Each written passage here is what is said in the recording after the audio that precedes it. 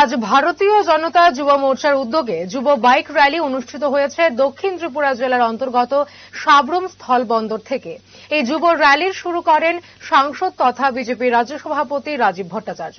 সাথে ছিলেন যুব মোর্চার রাজ্য সভাপতি সুশান্ত দেব, বিজেপির সাধারণ সম্পাদক অমিত রক্ষিত, দক্ষিণ জেলার বিজেপি সভাপতি শঙ্কর রায়।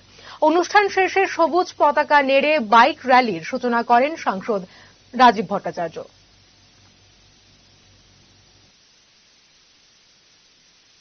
ভারতীয় জনতা পার্টি যুব মোর্চার উদ্যোগে 7 দিন ব্যাপী একটা ভিন্ন কর্মসূচি নেওয়া হয়েছে। নম যুব বাইক যাত্রা তার নামকরণ করেছে। আজকে এই সাব্রুম থেকে এই নব যুব বাইক যাত্রার শুরুয়াত হতে যাচ্ছে।